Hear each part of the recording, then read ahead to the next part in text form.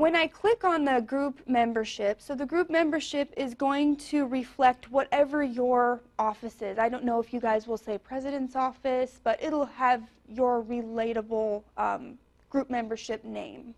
So for us, it's IT, and our instance will say information technology as well.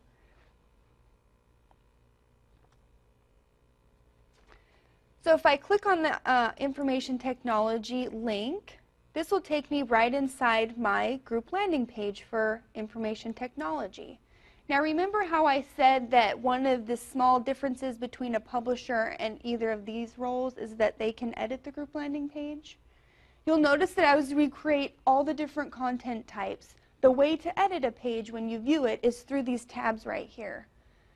If I was logged in as an editor or a creator, these tabs would not display, which means I can't edit the group landing page. So that's how you know you're logged in as a publisher, if you see these tabs.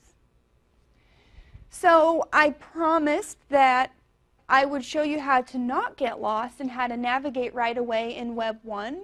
So I clicked on the My Workbench link button at the top. And what it does is it defaults you to the Site Content tab. This is a list of all of the web pages in Web 1. So in Web 1, we don't have directories or folders that organize the information for you. It's in the Site Content tab as a list. So if you have a 1,000-page website, you'll see 1,000 pages here.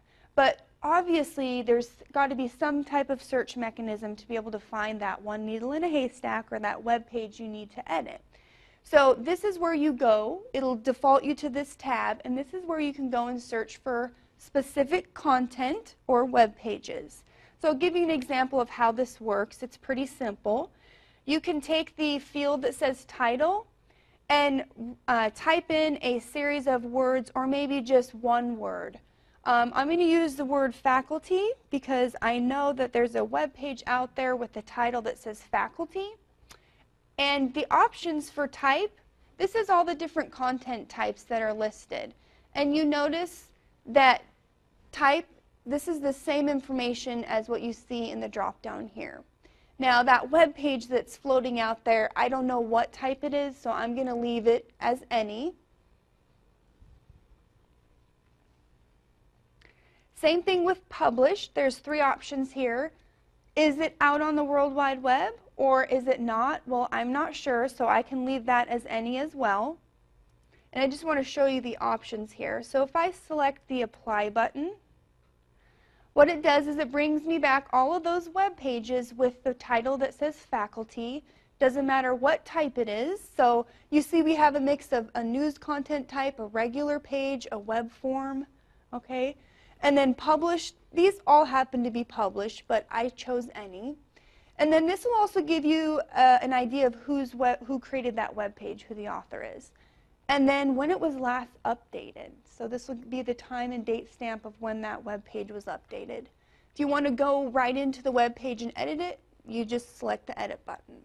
So do you get the idea of how to search for content here? It's pretty simple. Just use the fields at the top. Do you assign the type when you create it? Yeah.